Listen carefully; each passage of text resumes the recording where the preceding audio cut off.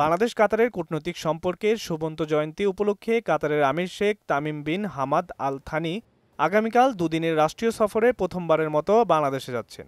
বাংলাদেশের স্বাধীনতার পর থেকে দুই দেশের মধ্যে চমৎকার বন্ধুত্বপূর্ণ সম্পর্ক বিদ্যমান। দুই দেশের মধ্যে বন্ধুত্বের এই সম্পর্ক এবং আমিরের সফরকে স্মরণীয় করে রাখার লক্ষ্যে তার নামে রাজধানীর ঢাকায় একটি সড়ক ও পার্কের নামকরণ করা হচ্ছে। কাতারের আমির শেখ তামিম বিন আল থানির এই সফরকে ইতিবাচক এবং খুবই গুরুত্বপূর্ণ মনে করে তাদের প্রতিক্রিয়া ও ব্যক্ত করেছেন কাতার প্রবাসী বাংলাদেশিরা। কাতারের আমির এই সর্বপ্রথম বাংলাদেশ সফর করছেন, আমরা স্বাগত জানাই। তারই পাশাপাশি বাংলাদেশের সাথে যে এই চুক্তিগুলো স্বাক্ষরিত হবে আমরা আশা প্রকাশ করি এবং এর মাধ্যমে বাংলাদেশ এবং কাতারের সম্পর্ক উন্নয়নে ভূমিকা রাখবে। আমরা কাতার প্রবাসী হিসেবে অসংখ্য ধন্যবাদ কাতার আমিরকে।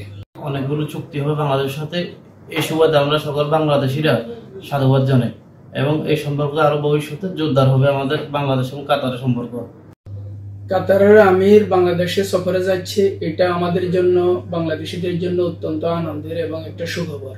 কাতারের আমিরের এই সফরের মধ্য দিয়ে আমি আশা করছি বাংলাদেশ এবং কাতারের সুসম্পর্কটা আরো গভীর হবে। কাতারের আমিরের সফরের এখন পর্যন্ত 10টি চুক্তি ও সমঝোতা স্বাক্ষর করে সইয়ের মাধ্যমে চূড়ান্ত হয়েছে। জানা গেছে এই চুক্তিগুলোর মধ্যে রয়েছে ব্যবসা ও বিনিয়োগ বৃদ্ধি, বন্দি বিনিময়, দ্বৈত কর প্রত্যাহার ও শুল্ক বিষয়ে পারস্পরিক সহযোগিতা।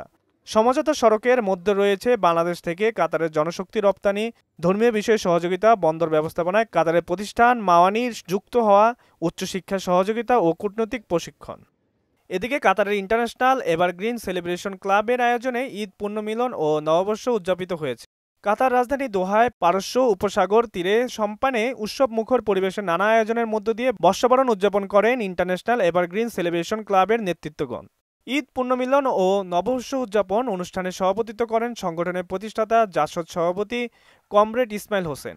অনুষ্ঠানে প্রধান অতিথি হিসেবে উপস্থিত ছিলেন বিশিষ্ট ব্যবসায়ী সহ কাতারের বাংলাদেশি প্রবাসী বক্তারা। প্রবাসের মাটিতে বেড়ে ওঠা তরুণ প্রজন্মকে বাংলা সংস্কৃতির ইতিহাস ও ঐতিহ্যের সঙ্গে পরিচয় করিয়ে দিতে মূলত এই অনুষ্ঠানের আয়োজন করা হয়। সাব্বির হাসান, মোহনা ডিজিটাল।